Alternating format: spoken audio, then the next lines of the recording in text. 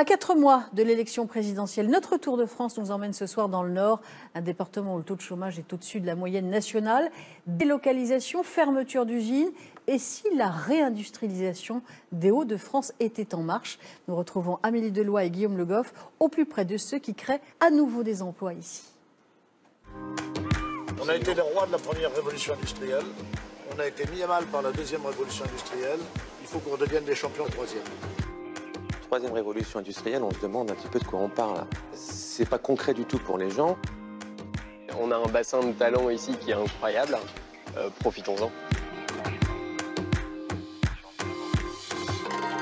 Nous sommes à Vervic, dans la nouvelle région des Hauts-de-France. Ici, on a connu les années glorieuses du textile avant de voir successivement les industries fermer. Mais aujourd'hui, un nouveau processus s'est enclenché, la réindustrialisation qui passe notamment, vous allez le voir, aussi par le textile.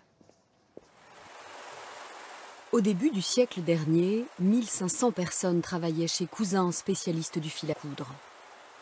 Avec la crise industrielle, l'entreprise avait, comme beaucoup d'autres, réduit sa voilure et délocalisé une partie de sa production en Asie, avant de faire machine arrière, il y a 3 ans.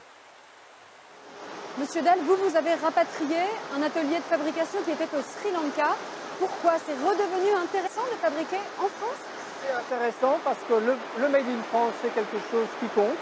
On sent bien que nos clients l'apprécient. C'est un gage de qualité et on a de la réactivité sur nos marchés.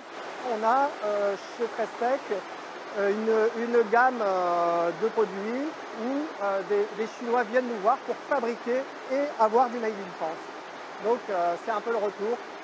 C'est une revanche de la désindustrialisation. Une revanche de la réindustrialisation, on peut le dire.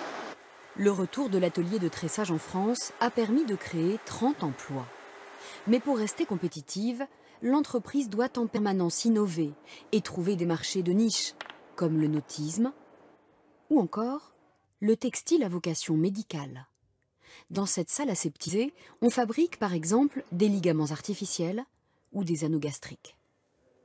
On est peu nombreux, ça se compte sur les doigts d'une main. On a un savoir-faire très particulier sur un marché de niche et des gros industriels dans le médical viennent nous voir pour incorporer une partie textile dont ils n'ont pas le savoir-faire.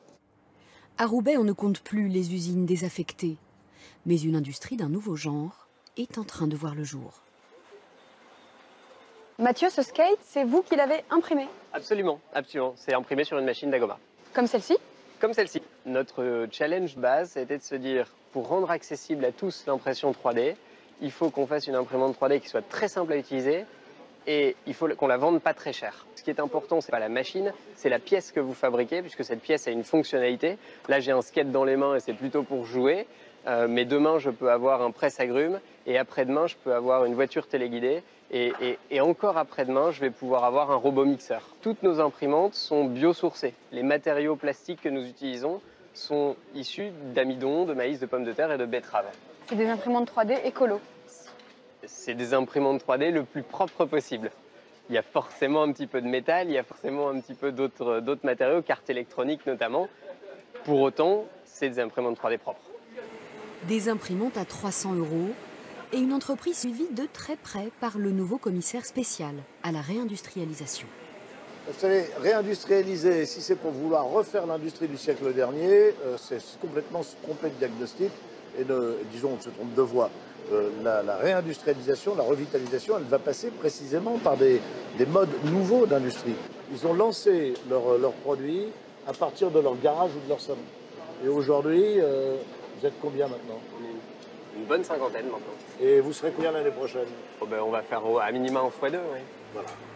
Cette success story, la ville de Fourmies avec ses 34% de chômage, en rêve. L'ancienne capitale mondiale de la laine peignée a remisé ses machines au musée et aujourd'hui le maire se tourne vers la 3e révolution industrielle. Le Fourmies de demain, il va ressembler à quoi? Le Fourmies de demain, ça va être basé sur l'innovation, le numérique et la transition énergétique. Tout le monde est capable de travailler dans le numérique, dans ces nouvelles énergies? C'est accessible à tous, ça? Mais on va former les gens. C'est pour ça qu'à Fourmies, on va créer un pôle de formation d'ici à 12 à 18 mois, un pôle de formation pour former les jeunes et les moins jeunes aux nouveaux métiers. Des nouveaux métiers, comme pilote de drone. Olivier Urbain va ouvrir un centre de formation à Fourmies en mars prochain, convaincu que la troisième révolution industrielle va profondément modifier le modèle économique. Aujourd'hui, on n'est plus dans ce système où c'était la grosse entreprise avec 500 salariés, un grand patron, des petits chefs qui étaient à côté. Je pense qu'aujourd'hui, on a tous le potentiel. On est en train de changer tout ça. La réindustrialisation, c'est ça aussi, c'est-à-dire qu'en fait, c'est plusieurs sociétés, plusieurs petits chefs d'entreprise qui ensemble travaillent ensemble pour un projet commun. Aujourd'hui, Fourmies mérite aussi d'avoir sa révolution industrielle. Je pense qu'il y a un vrai potentiel. Il y a des bâtiments qui sont disponibles, il y a des élus qui sont disponibles, il y a une vraie écoute. À quelques mois des présidentielles, nous avons demandé à Nordiste quelles mesures pourraient être prises pour permettre à la France de relancer son industrie. Pour permettre aux entreprises de grandir plus vite, il faudrait simplifier la partie administrative, juridique et sociale, ce qui nous permettrait de faire plus de commerce, plus de formation et plus d'embauches. Il faudrait redonner ces lettres de noblesse aux filières techniques, au travail manuel, notamment par l'apprentissage, parce que chez nous, paradoxalement, on a du mal à recruter.